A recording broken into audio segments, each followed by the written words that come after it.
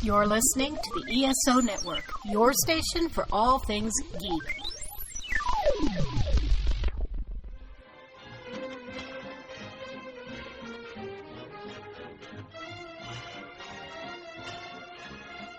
Hello, world, and welcome to Tales from Hollywoodland, a veritable feast of movies, Broadway, showbiz stories, news and gossip with Julian Schlossberg, Arthur E. Friedman, and Stephen J. Rubin.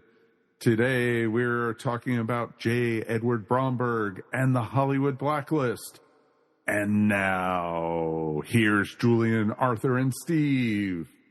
Connie, welcome to our show. I have to tell you, about 35 years ago, I became friendly with a comedy writer on the West Coast named Dave Ketchum. He wrote a lot of the Happy Days, and he worked with Gary Marshall. And he said, you got to see this movie called The Mark of Zorro. And I did not know The Mark of Zorro very well. And I have to tell you that it's become an annual ritual of mine to watch The Mark of Zorro every year, which of course featured your dad as that kind of corrupt alcalde. Right, the frightened governor. Exactly. He was nothing but frightened. He was nothing but frightened in that movie. But he's anyone who came near him, he cringed. It was a cringe-full movie for him. He did cringe. It was high power. He did cringe very well, and he played the. He was a good cringer. He was a good cringer. He's playing opposite Basil Rathbone, and held his screen quite nicely. And of course, the movie is a classic Tyrone Power vehicle. And if anybody has not seen The Mark of Zorro, I'm not talking about the more recent Zorros, but the original 1940 Zorro. Your dad was a great part of that. Well, before we get into the dad, let's talk about the man we're speaking to, which is Connie Bromberg, who is a playwright, a TV and film writer. He did acting, in fact, and he did grow up in Beverly Hills and in New York with a father who did over 50 movies, co-starring with some of the biggest names in Hollywood, but also was very well known in theater circles. But Connie, let's start out with the fact, how was it when what made you decide that you wanted to write and you wanted to do film, etc.? What was your impetus, do you think? I always wrote from when I was a little boy on, and I never believed that I could take it seriously because I was in an actor's family. And in an actor's family, writers were like either nobility or religious figures. Royalty? Yes. Beyond royalty, they were like mystical, and you could never aspire to be a writer. So I then, living in Beverly Hills and being 8 years old, said, well, I guess I'll be an actor, because if you're an actor, you live in Beverly Hills and you have a good life. So for years and years, that's what I assumed, but I couldn't stop writing. I just loved it. I loved it just for myself. I would write stories. And I would read them aloud to myself. And I would never dare read them to anybody else. And I was, this is like when I'm 9, 10 years old. Later, and I kept it up. And I had stores. I had in my closet in my room, I had like a hidden compartment in which I kept my work. And no one, it was behind all my clothes, and it was basically, a market box that had a top on it. And it said something like, not Gristedes, because that was New York, but whatever the market was in Beverly Hills. And it was called that. But I kept all the stuff in there, hidden. And it went on that way until well after my father died. And I was an actor, and I actually made a kind of a limping living as an actor. I did, this was early TV days, And there was a TV show called Big Story. There was another one called T-Men in Action. One or two times I was on there, and I was always played the teenage dope addict because I had the face of a 15-year-old, and I had that face until I was in my middle 30s. Because when I was 33, I played a high school student on a production of The World of Sholem Aleichem with Morris Karnofsky and Gertrude Berg, and I played their son who was in high school, and you know, and got away with it. I was behind myself in terms of my physical. I looked, more or less 40 years old when I was 60. It's a trick of nature. I cannot claim any. How'd you miss getting into Blackboard Jungle, Connie? They were old, those guys. They were old. I know that it was a little later. By that time, I was I was trying to get out of acting. I had an agent, a wonderful woman named Flora Roberts. Oh, yes. She was my writing agent. And I was acting in shows in New York and stuff. And she called me one day and she said, Connie, you really got to stop acting, because I send these scripts of yours to producers and they say, why am I looking at this script? It's by Connie Bromberg. He's an actor. And I can't get them to take you seriously. So I said, okay. And from then on, I didn't take any more acting parts. Did your dad ever read any of your work? Did you show him anything? No. You purposely didn't want to? Yes, purposely. I was scared to death. He was an artist, and I was a kid. And whatever the familial relationship was, it didn't permit me to go and say, here's what I'm doing. And it wasn't until years later, after he died, and I left the theater, I went to work in a factory in Los Angeles. But I was writing at night, and all the time, and I finally wrote a letter to Morris Karnofsky. Why? I don't know. But I just figured Morris was a kindly person, or he looked so. And I knew him, from the family from years before. And I sent him a scene from this play I was working on called Dream of a Blacklisted Actor. And I kind of sent it in there, and I never expected to hear back. And he wrote me this just such a wonderfully encouraging and kind letter saying, you can write. Don't let anyone stop you. Keep going and let me know how it's going. And I did. And when I got out of the factory some years later and went back to New York, I went back and went because I had to make some money.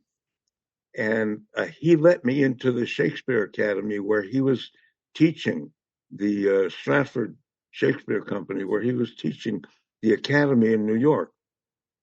And he let me back in there, and it kind of helped get me by until, God knows, I mean, I stayed being an actor until I just couldn't not. I went on the road. I went on the road with Howard Da Silva in Tevye. I went on the road with my own show. I did an artist in residence in Buffalo. All the stuff, that you do when you're trying to support a very bad writing habit. And that's what I did, and then ultimately Herman Shumlin was looking for something for Ron Liebman to do. And I knew Ron from the Actors Studio. And I gave him this script, and he loved it. And he gave it to Herman. It was 3 one-act plays called Transfers, and we did it off Broadway. And that was kind of the beginning of my writing career. and the transition then was made, and I never acted again. Connie, I have a question for you. A dear friend of mine who's passed away was Alan Rich, wonderful actor, who had a good career going in early television days and theater, and he was blacklisted. He had a son and a daughter and a wife, and I've heard about his family, what they went through when that all happened. What was it like for you and for your family when Dad was blacklisted? It was difficult. It was the main feature of living under that kind of situation is the silence in the house that it produces. In our case, in the apartment, it produces this god-awful silence because everybody is afraid to speak, because there is such internal pressure from the man sitting in his study by the telephone, waiting for it to ring, and it never rings. Or the man sitting in the study making phone calls to people and holding the phone away from his ear because they're all saying the same thing. Oh, no, Ed, the first chance I get, I'm going to get you something because I know you're a great actor. And then he hangs up. And if you're in the room, you try to find the quietest way out. And then he sat there. He taught for a while with a partner guy named Brett Warren. And, it was kind of a staggering living. But so much time. And the biggest thing, things happened. One of the things in this documentary that Anthony Sharon and I did called Witch Hunt, which is about this period. We're at dinner, the family, and Dad says, "Oh, I saw Danny Malin the other day," and my mom says, "Oh, really? How is he?" Dad says, "I don't know." "What do you mean?"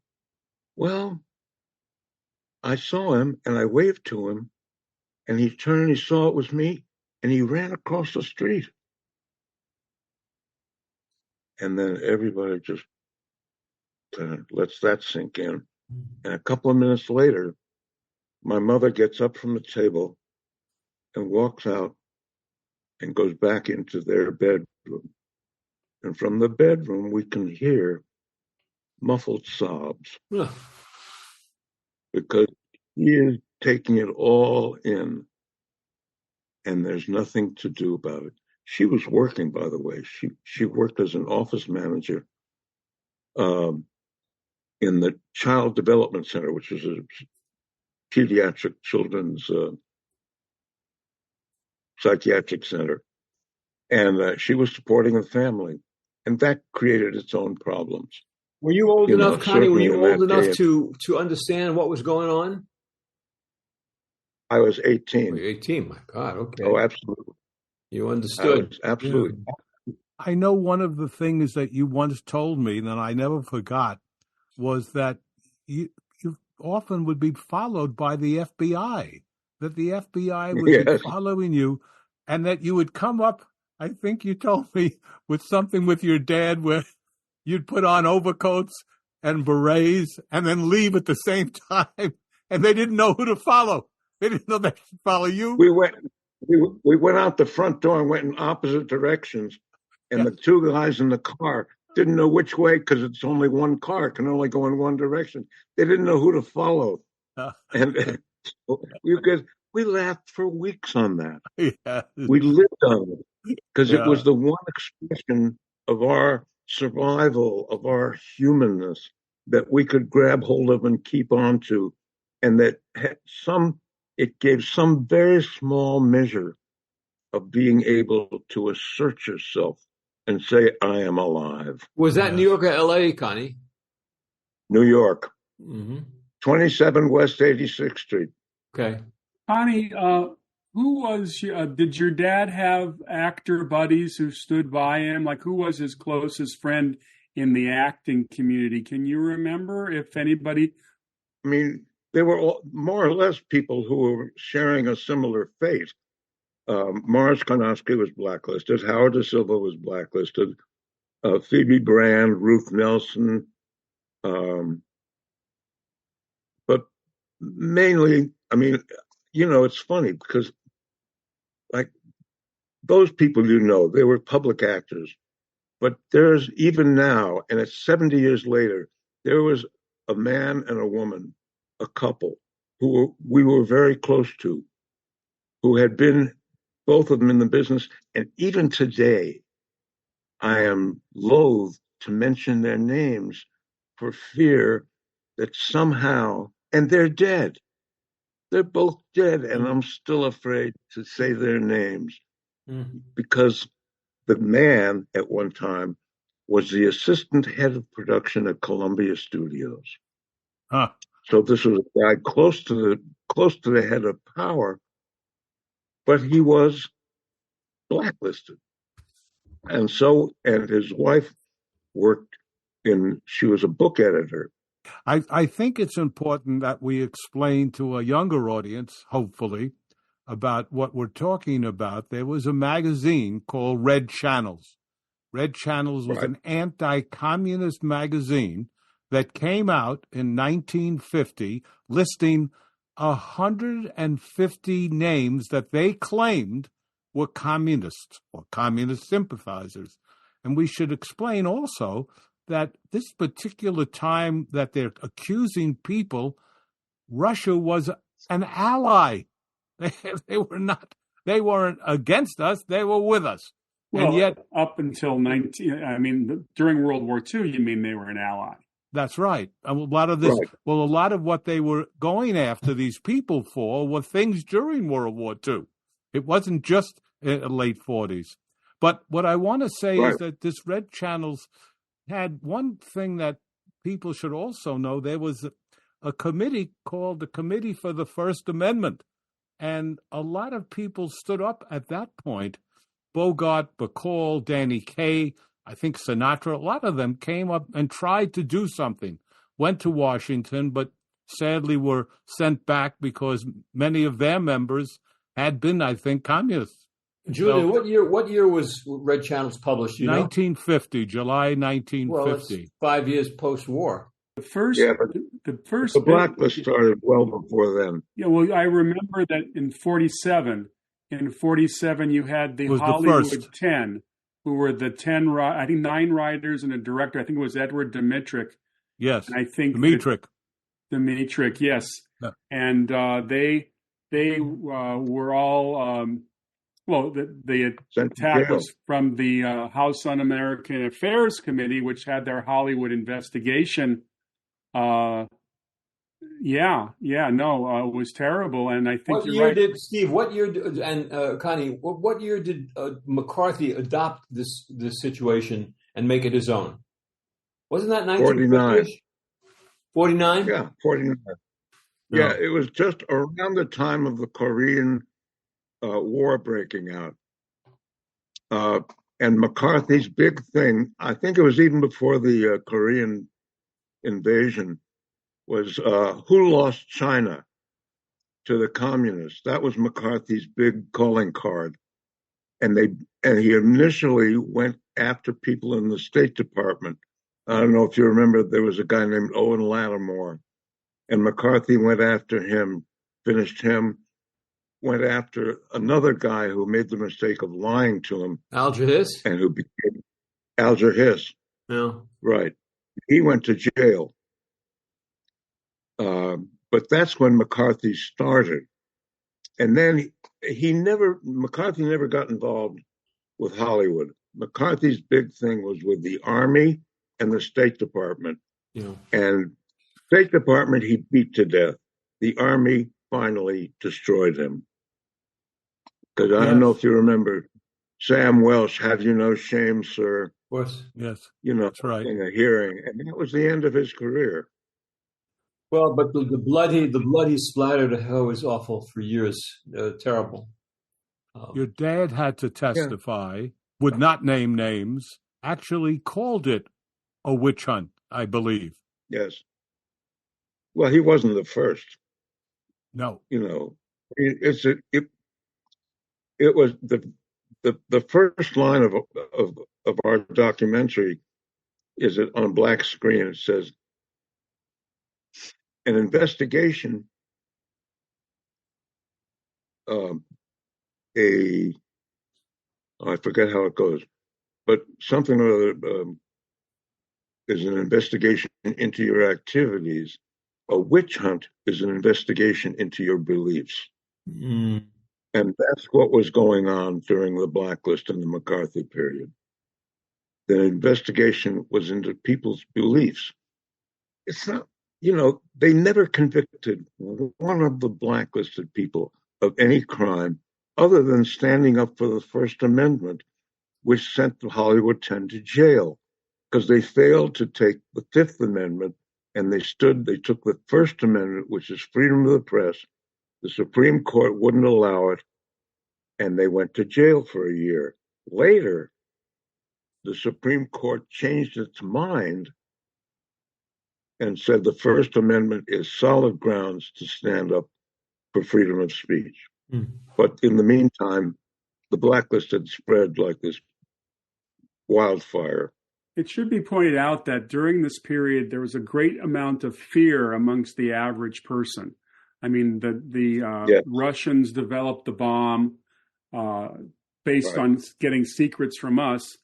And I think the average person on the street didn't know Hollywood at all, but was terrified that the Russians would be, infiltrating our minds and our beliefs. And I think that the House Un-American Affairs Committee kind of preyed on that fear. And I think all the studios cooperated pretty much with the studios and the networks. I'm reminded of the great movie The Front with Woody Allen, where they which featured a number of people who had been blacklisted in the creative side, and it just showed that very well. I was curious, by the way, Connie, when your dad was alive, did you ever perform with him? Did you ever get a chance to perform with your dad? Yes. In the last months of his life, the two of us appeared up in a mountain resort in the Adirondacks, a place called Crystal Lake Lodge. And we did a play, and he starred in, called They Knew What They Wanted by Sidney Howard. Sidney Howard. And I played the young local priest, which was kind of a glorified walk-in. I was just thrilled, and had a great time up until the last performance. And by then, he was a pretty sick man.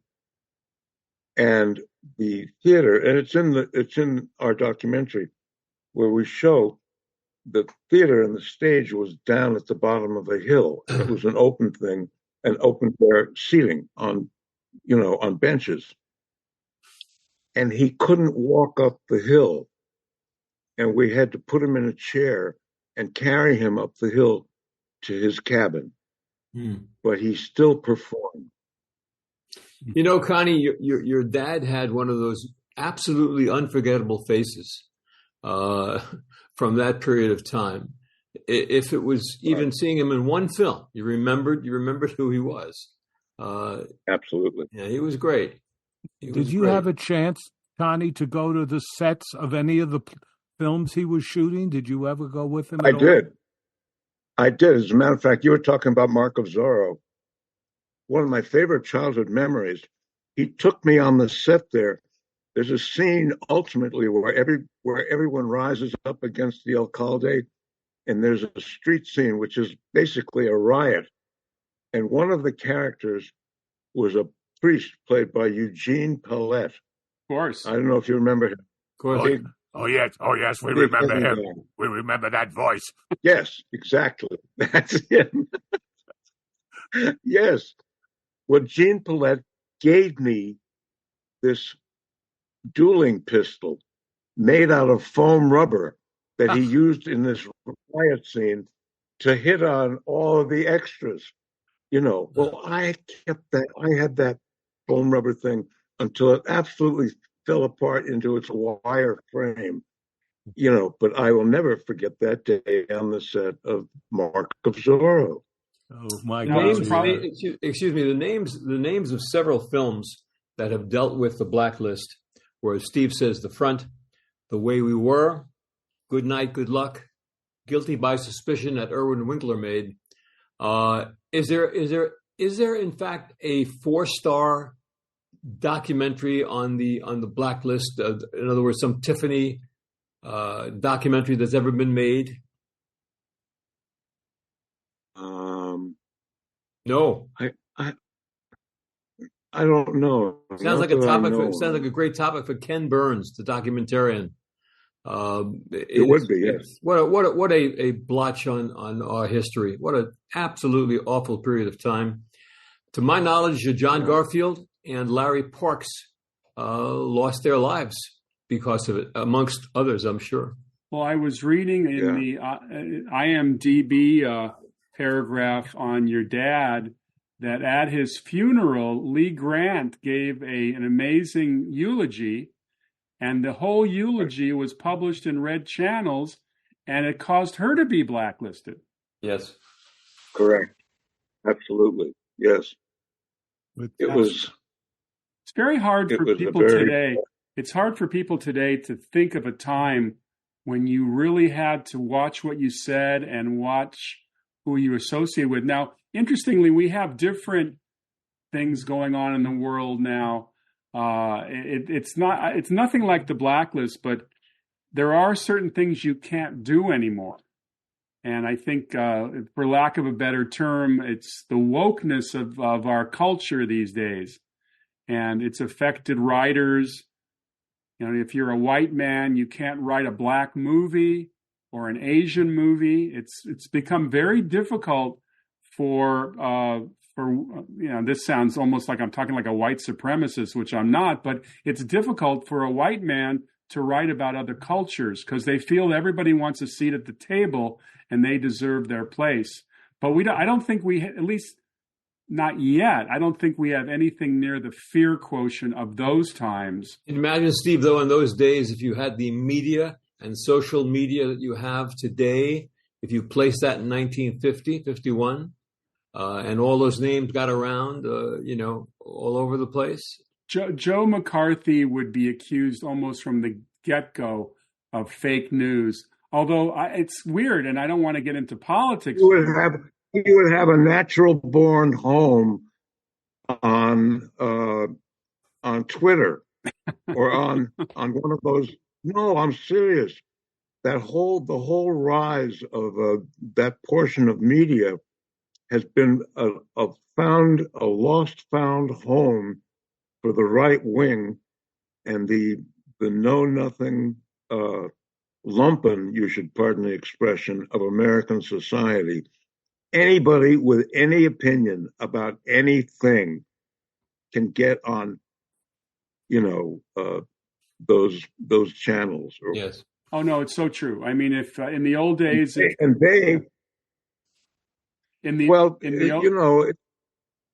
it's what's fueling Donald Trump.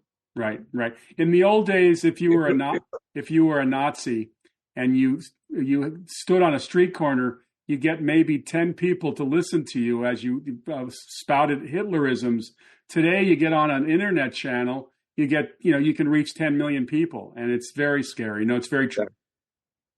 I'd like to talk a little bit about the fact that your dad worked with some of the great directors in the business, from John Ford to Louis Milestone to some of the great actors. I mean, he was in with Clark Gable and Joan Crawford and Strange Cargo. I mean, we said the Mark of Zorro with Tyrone Power. You've got film like Jesse James with Henry Fonda. He was able to play all these different incredible characters. And when Steve mentioned your dad's funeral, we should mention hundreds of actors and hundreds of people showed up. This was not a small event to honor a man who had been one of the great character actors of America in both theater and film. The man did 35 plays on Broadway. He worked with Eva Le Gallienne. He was also one of the members, he started the group theater where they did great political and social drama.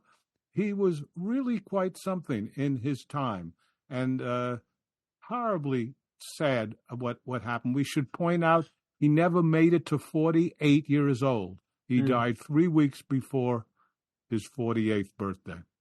And I say Lee was right of a broken heart. He certainly had heart problems before that, but that stress had to be terrible. But what a wonderful legacy, at least, of he's there forever as long as we show film. Connie, did you go over to England with him when he went to work over in England where he died? Were you there? No, we went over to get his body. Oh, and it provoked a kind of a strange experience. We were staying with Sam Wanamaker and Charlotte Wanamaker, and we had to go and identify the body because he was not English, and we had to claim it, to take home. And they kept saying, "Oh, don't worry, it's in the mortuary." Well, mortuary. I thought it's a place, and they lay them out. It's nice to coffin the whole trip, And my mother and I went down there, and we go in this front door in Kensington, and outside it's got ivy, on the walls, and it really looks kind of nice. I say, "Well, that's nice." And we go in, and immediately I notice the walls are green. I say, "This is not what is advertised as mortuary in America." And we go down the end of a hallway, and this guy who kind of looks like a doctor, but he's not. He's the attendant. Opens a door. We go in, and there are these banks of lockers. And I turn to my mother and I say, "Mom, it's a morgue." She says, "Go ahead." So I nod to the guy, and he opens this locker and brings out my father. And he's lying there naked, and you can see where they did the autopsy because he died without a doctor present. And on his finger, on his right hand, is his graduation ring from Stuyvesant High School. And it's just lying there. And my mother says, "Take it." And I look at her and I say, "Take it?" She says, "Yes, it's yours now." Oh. And I took it off his hand and I put it on. And we left. I could not keep that ring. I ended up giving it to my brother because it was like a violation of my father to have that ring. It was his ring. It was his graduation from Stuyvesant. And here I was, occupying it, really under false pretenses. So I gave it to my brother, who promptly lost it. Connie, what is it like so the Blacklist ends. Trumbo becomes the writer of Spartacus, and it just goes away. And you carry on. You never forget it, obviously. We're talking about it now. But what a devastating time that was. And to think that it came several years on the heels of World War II, when we were fighting against fascism and all these terrible things that occurred right here. Unbelievable. It's an unbelievable history of America. It really is. Connie, did you go out and get a job to help your mother support the family? No. I went out to California. I left New York basically to lead my own life. And I met some people out there, and I needed a job. And I went to work at Chrysler Motors in Maywood, California. And I worked there making cars for 5 years while I wrote. And it was great. I met a whole group of people. I'm sure. So are you saying that you worked on an assembly line? Uh-huh. Well, I worked on the line for about a year. And then as you get more seniority, you get further away from the assembly line, and you get into, like, first, I ended up making deck lids, and polishing them with a maul. And then further on, I got to making brake assemblies. And then further on, you get to be a repairman. And ultimately, and the job everybody in the plant wants, but you have to have real seniority for that, you get to go out into the yard and repair cars that have already been completed but have tags all over them from where the people didn't do their work. And I ended up there. So it wasn't, like Charlie Chaplin all the time. No. The first year was. But it was a good living, right? Oh, yes. For those days, Yeah. absolutely. I started out, in 1951, 52, making $2.30 an hour, and I could live on it. I'll bet. Wow. Well, so when you decided to pursue the acting in California, who gave you your first break? Richard Boone. Richard Boone. Your father had made a film with him, I think, too. I don't think so. Not that I know of. So what did Richard Boone do to give you a break? He had a group, an acting group. It was when he was doing Have Gun Will Travel. Right. Yes. And he had an acting group in Santa Monica at his house.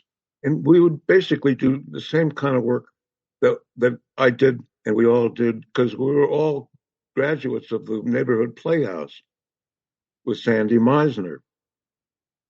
So Dick Boone had picked up the kind of Meisner thing, and we were all out there. And Dick just, he helped me, gave me phone numbers.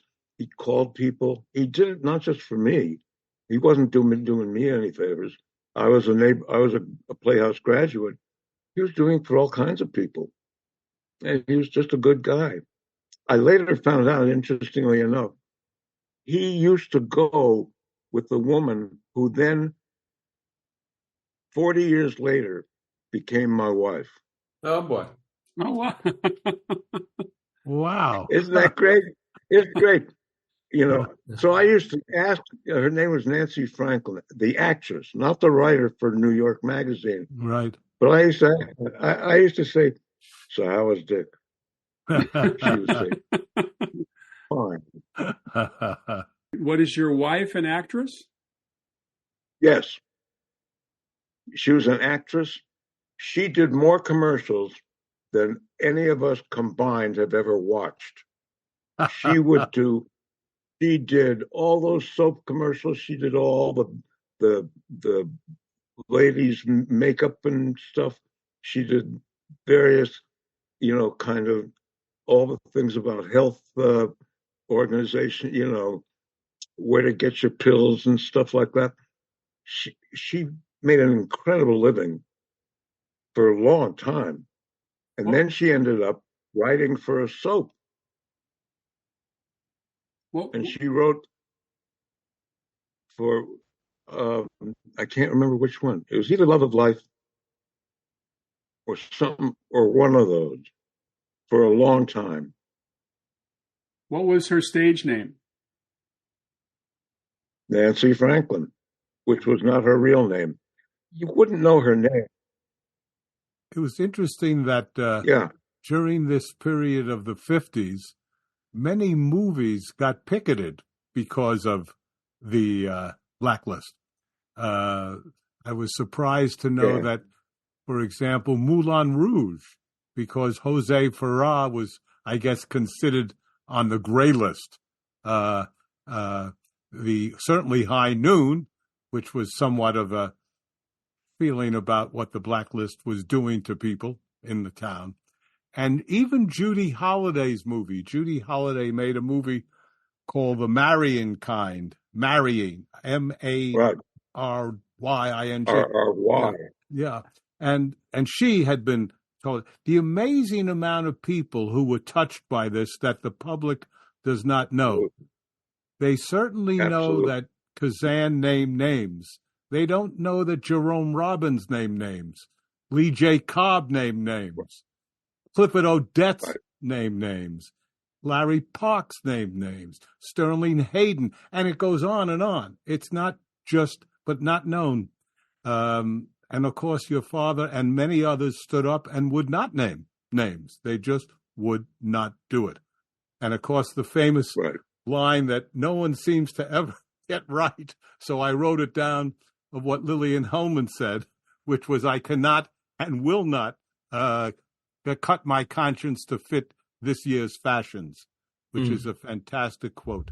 And I guess all of us, I guess when you read about this, I always think, I sure hope I could have been one of those people that said, I'll tell you anything you want to know about me, but don't ask about anyone else. That's what you hope you would do. But it's very hard to know what you would do. They were put into impossible situations.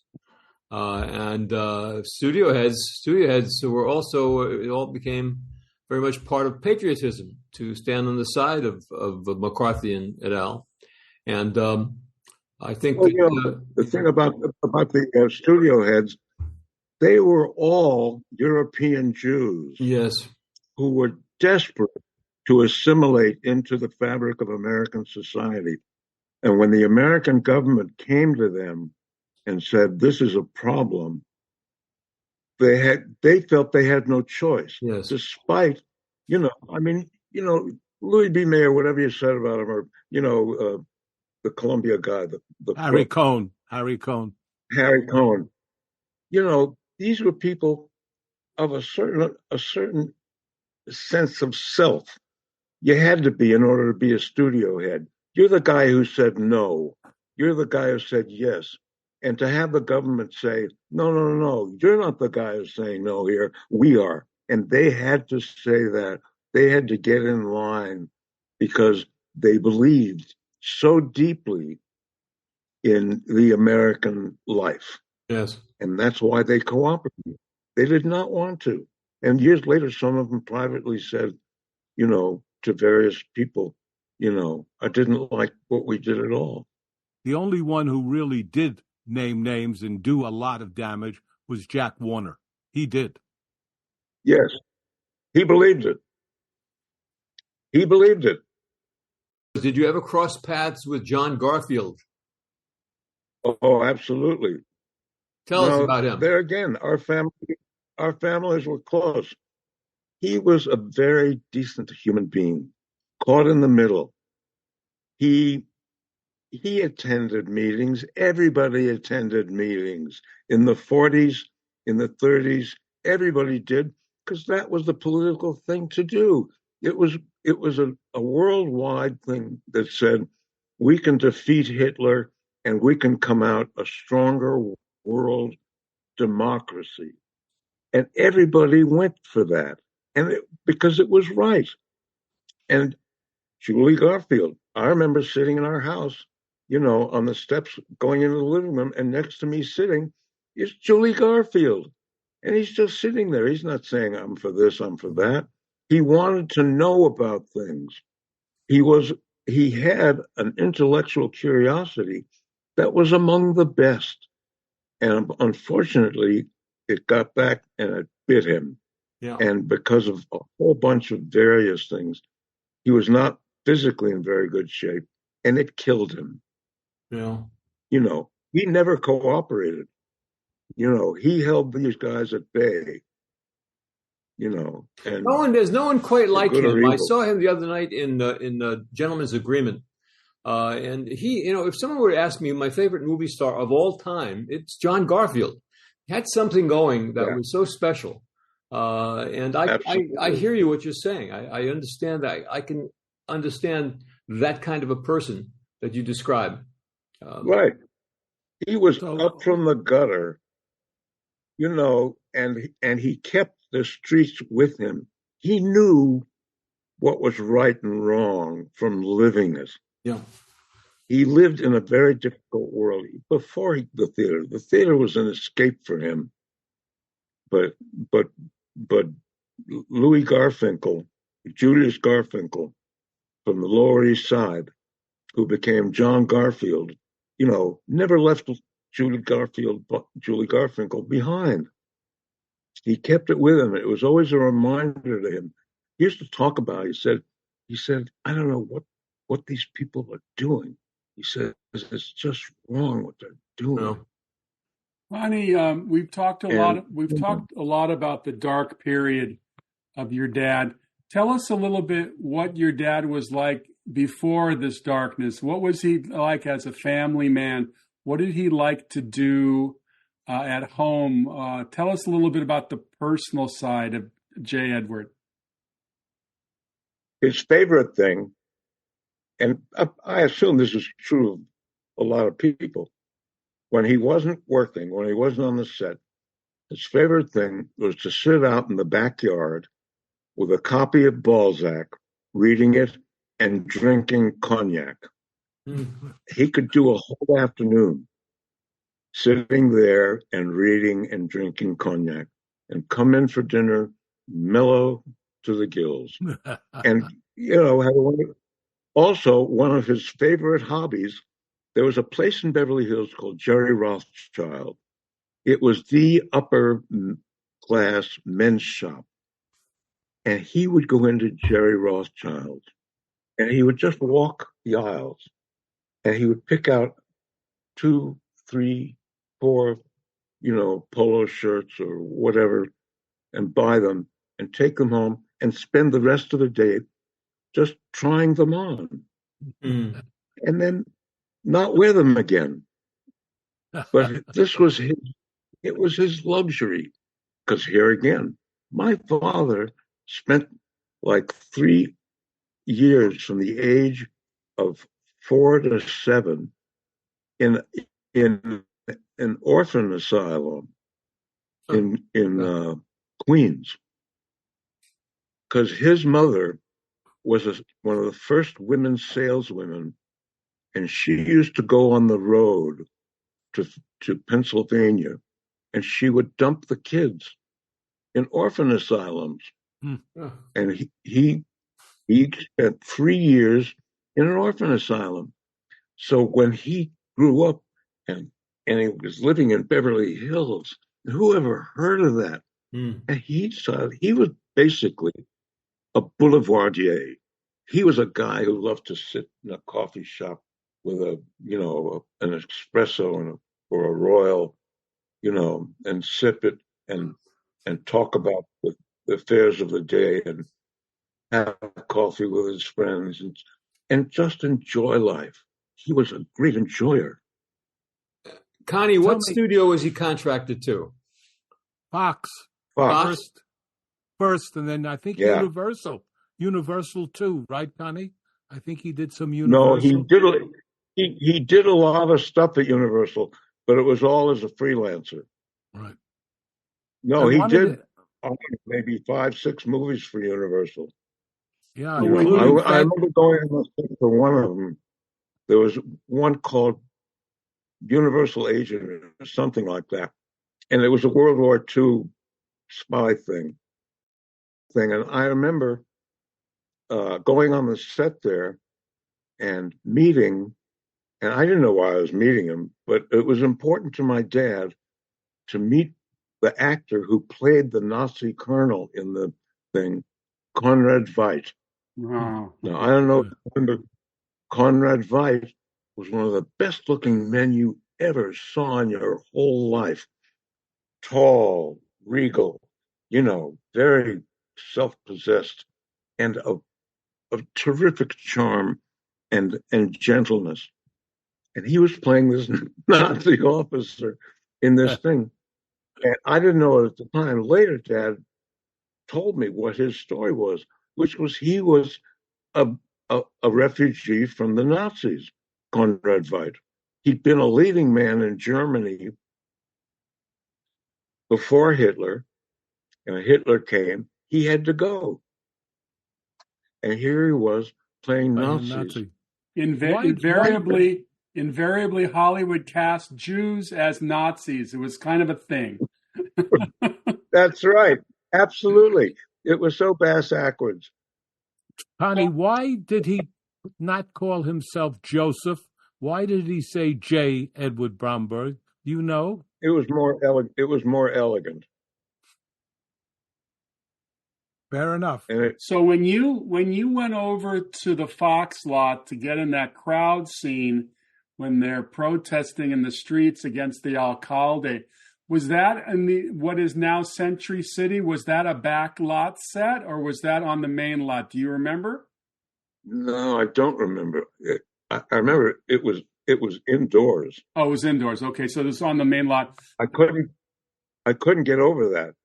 I remember I thought the scene takes place outdoors, but we're indoors. You know, I was like 9 years old or whatever. A bit of and Hollywood, I couldn't say Hollywood magic. Outdoors. Yeah, right. Steve, Century City came about in the early 60s due to Cleopatra. Right. But when they made the Mark of Zorro in 1940, the opening scene of the Mark of Zorro, they're training all these swordsmen on a giant field. In the background is the Santa Monica Mountains, and that's the old back lot. That's true. Right. Absolutely. Yeah. So many outdoor movies are made, and I envision the scenes supposedly taking place in Europe, somewhere in Calabasas or Woodland Hills. Exactly. Right. No, it's true. Well, I remember, and there's a still shot from a movie called Suez with Tyrone Power. And it's of my dad on a stallion in the middle of the desert. And I know he never went over to Saudi Arabia or anywhere and posed a picture. They shot it somewhere in the Mojave Desert. Yeah. All those desert scenes were out there in the Mojave. Yeah, I would think that someone like Edward G. Robinson and your father might have gotten along. Did they know each other at all? Because he was also Not kind really. of a man.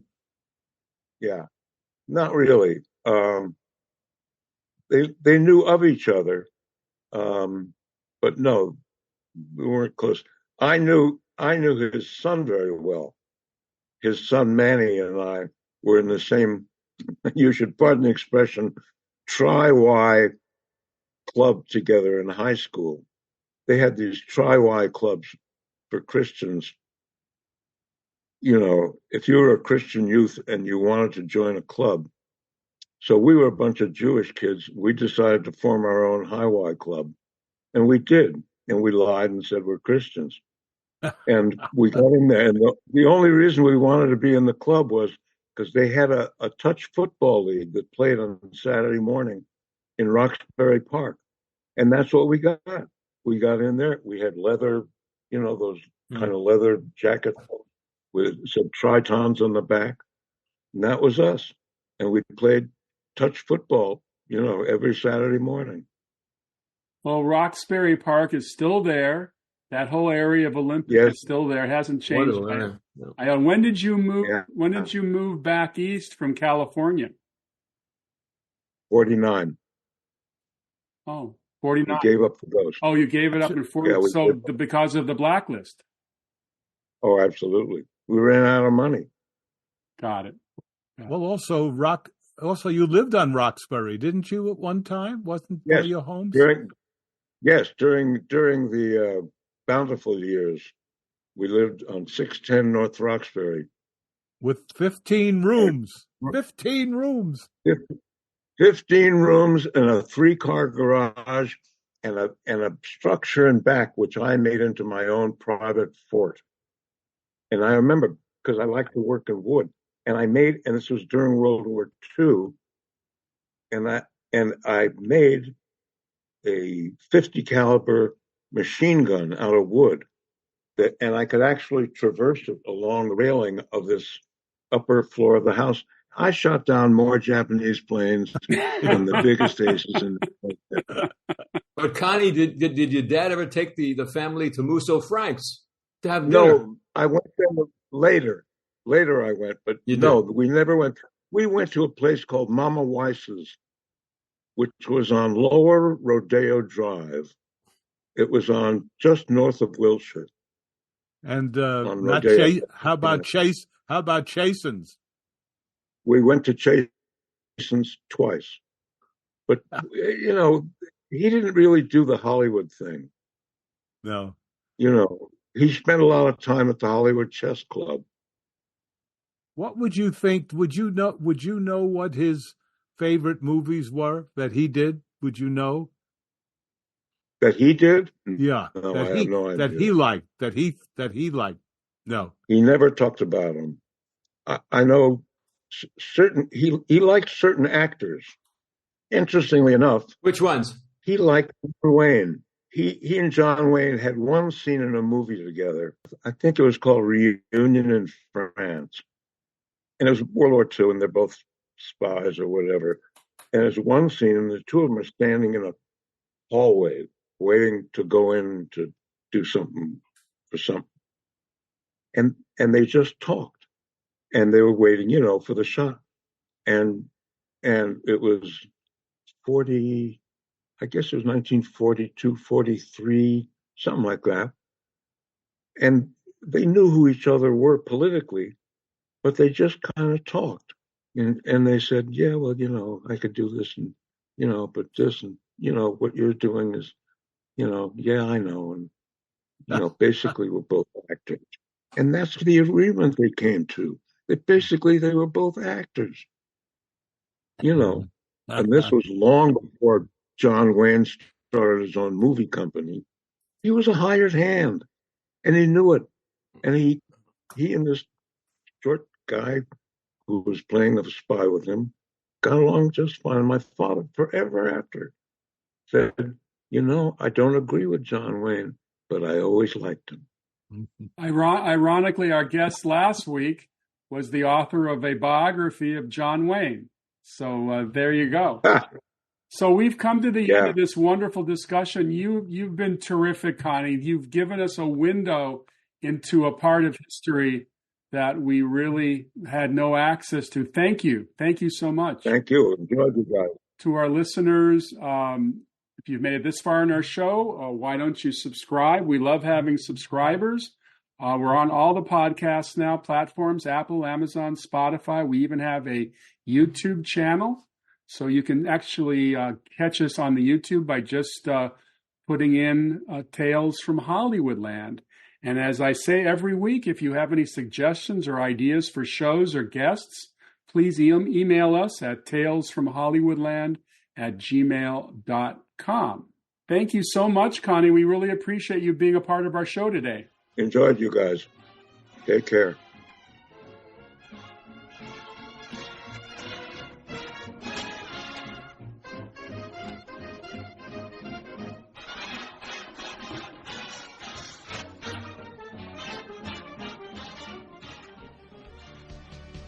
Attention, people of Earth! Looking for a way to kill half an hour every week? Try the Flopcast. It's a silly podcast about cartoons, music, comics, movies, obscure pop culture from the 70s and 80s, and chickens. Join us! Bring coffee! We're on the ESO network. And we're at flopcast.net. This has been a broadcast of the ESO Network.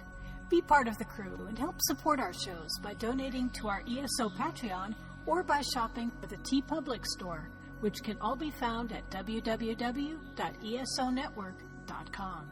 The ESO Network, your station for all things geek.